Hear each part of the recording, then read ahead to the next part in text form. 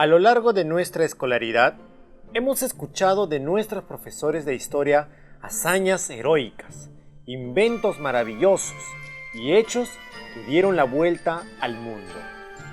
Sin embargo, estas narraciones que nos han contado han tenido como protagonistas a figuras masculinas en su mayoría. Y yo no estoy de acuerdo con esto.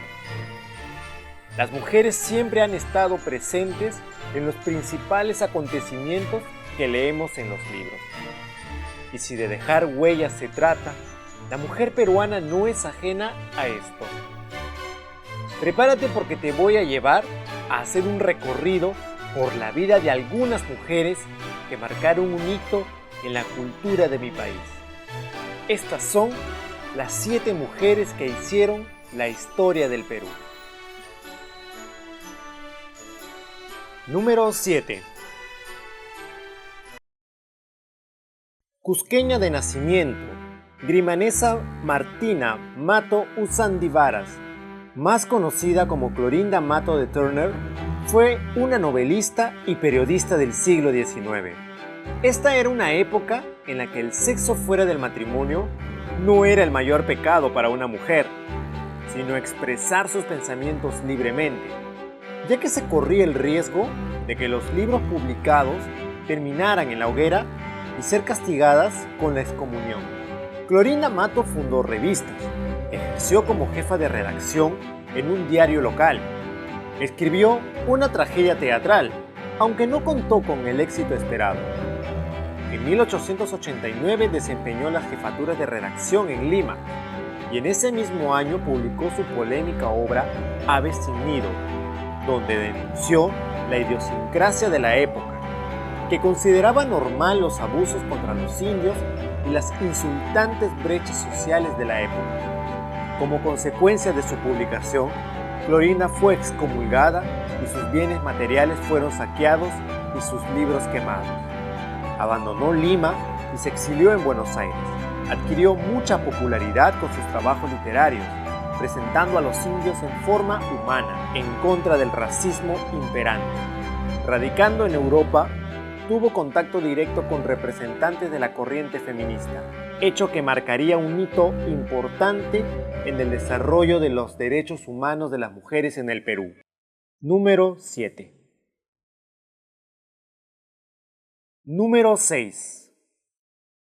No podemos hablar del feminismo en el Perú, ni mucho menos hablar del reconocimiento de derechos hacia las mujeres, sin mencionar a esta pionera, que puso en tela de juicio el tipo de sociedad imperante de la época, donde el varón era la figura principal. María Jesús Alvarado nació en Chincha, un año antes de la guerra con Chile, en 1878. Vivió de cerca los abusos cometidos hacia los negros esclavos de las haciendas vecinas, además de ser testigo de cómo muchos de los matrimonios eran arreglados, donde no se necesitaba del consentimiento femenino para llevarse a cabo, tal y como ocurrió con el matrimonio de sus padres. En 1911 lanzaría su primer manifiesto, que exigía la igualdad de derechos civiles y políticos de la mujer peruana. Derechos civiles tales como el acceso a la educación, a los empleos públicos, de no depender de un esposo, y derechos políticos como el derecho al sufragio. Coincidió en esa misma lucha con Clorinda Mato de Turner, Mercedes Cabello de Carbonera, Elvira García y García y muchas más.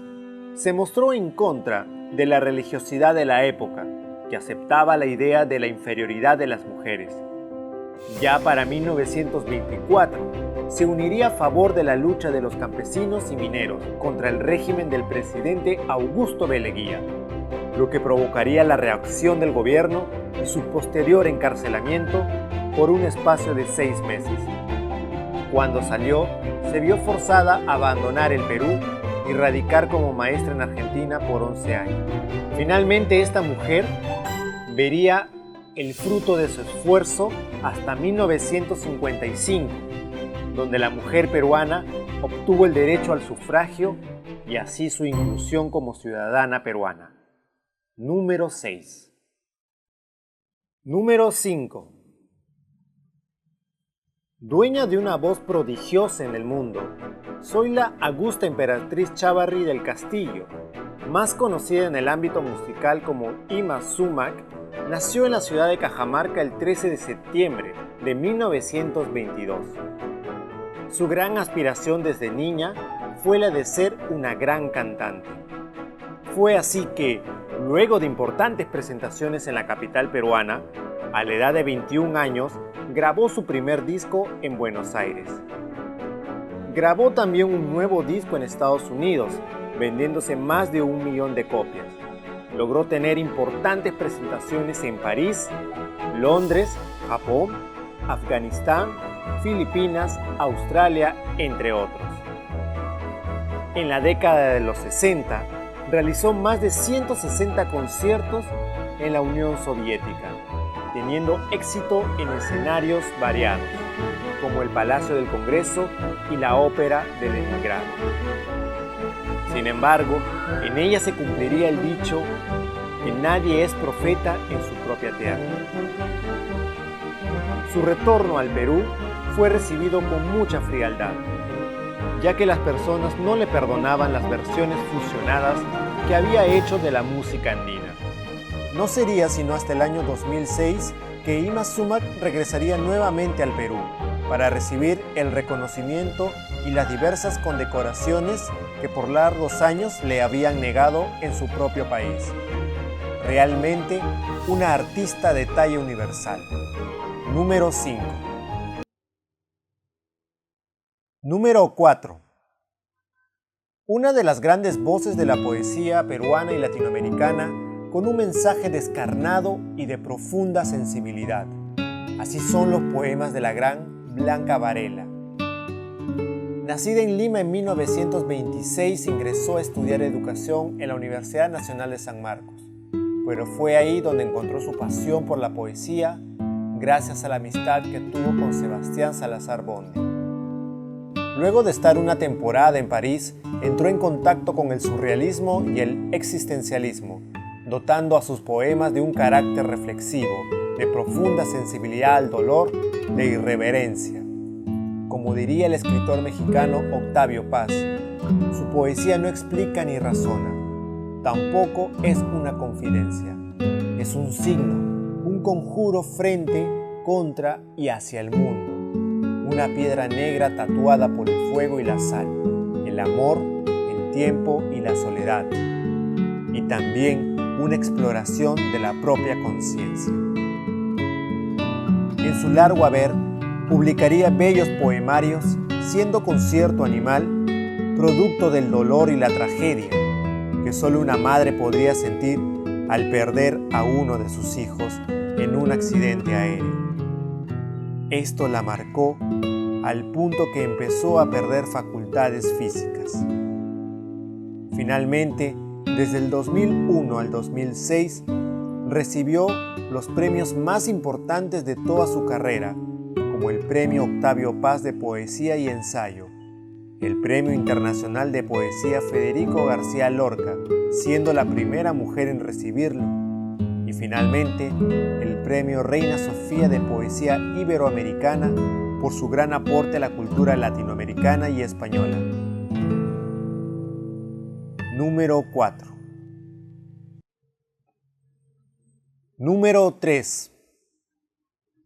Al inicio de este video mencioné que muchas veces la historia del Perú nos la han contado desde la perspectiva que solo los varones cumplieron un rol fundamental en el desarrollo de los acontecimientos.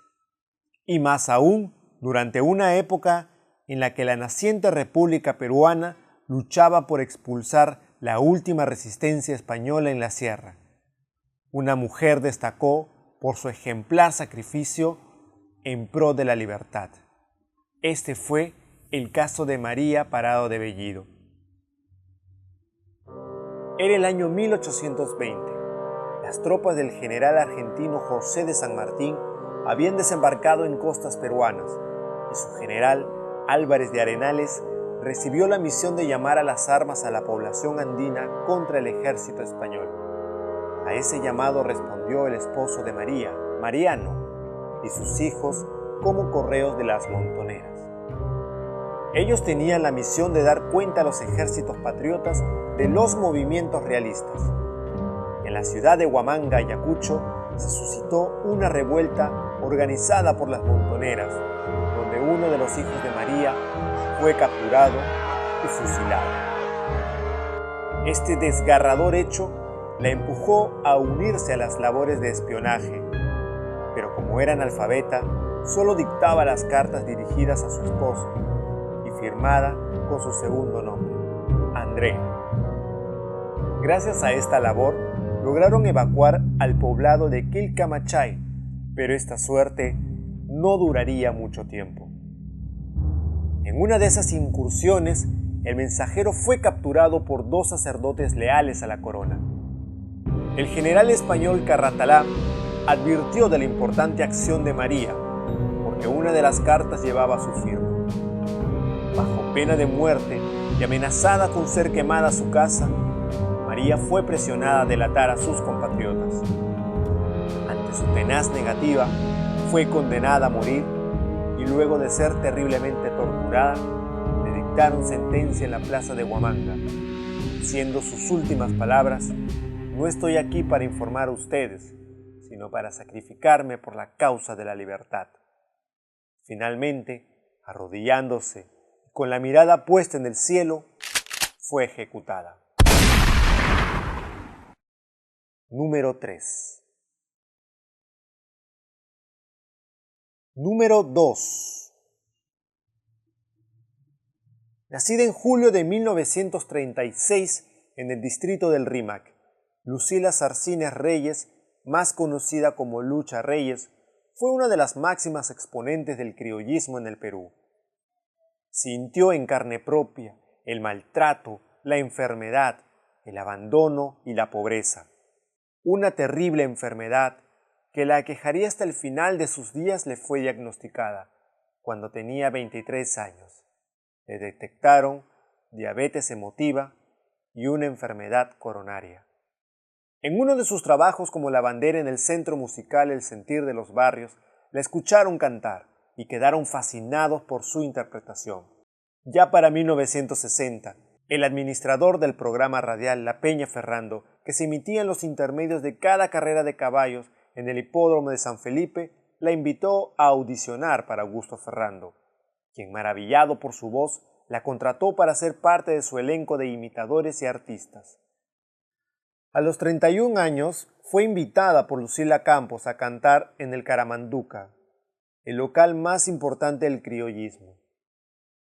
Esto le abriría las puertas para ingresar a las grandes ligas del criollismo.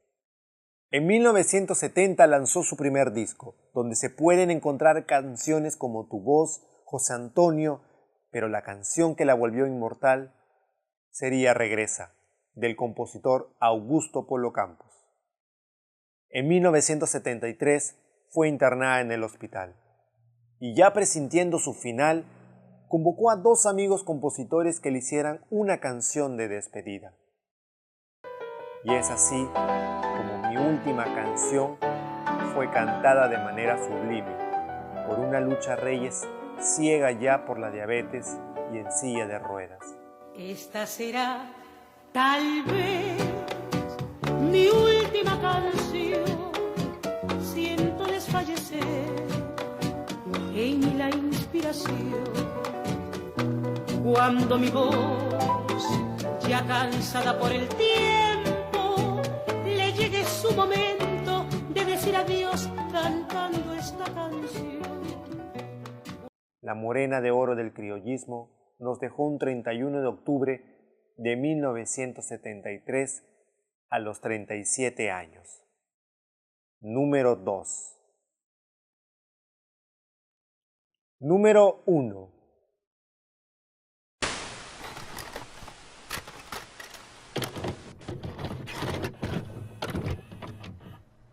Lo que muere en el primer lugar nos transporta a una década marcada por la violencia y el horror, a una ciudad paralizada por el miedo, ocasionado por el grupo terrorista Sendero Luminoso. En un momento cuando todo parecía que nadie podría ni se atrevería de hacerles frente, una mujer supo darles cara para defender a los pobladores de una humilde pero emergente localidad de Villa El Salvador. María Elena Moyano nació el 23 de noviembre de 1958. Perteneciente a una familia de 7 hermanos, se mudaron en 1970 al distrito de Villa El Salvador, donde años después María Elena organizaría programas sociales de alfabetización que ayudarían a mejorar la calidad de vida de sus pobladores. Ya a principios de 1990, la presencia de Sendero Luminoso se hizo más notoria, con diversos atentados y asesinatos. Pero lejos de atemorizarla, les hizo frente, organizando marchas pacíficas y grandes discursos, donde llamaba a la población a no retroceder ni ceder ante el miedo. Fue en una de las actividades organizadas por el Comité del Distrito, la noche del 15 de febrero de 1992, una mujer que luego de matar a un agente policial asignado para proteger a María Elena, se le sumarían otros 10 senderistas. Entraron al local donde se encontraba ella y sus 2 hijos. Le dispararon más de 12 veces en el pecho y la cabeza. No contentos con esta acción, arrastraron el cuerpo afuera del local. Le colocaron 15 kilos de dinamita, cuyo cuerpo quedó esparcido en un radio de 50 metros. En el año 2002, el Congreso de la República la declaró heroína nacional. Sin duda, un gran ejemplo de valor y coraje en defensa de la libertad, la paz y la justicia. Número 1. Suscríbete a este canal y dale clic a la campanita para que recibas una notificación cada vez que subo un contenido nuevo. Sígueme también por mis redes sociales y nos vemos en una próxima Gaveta de Historias.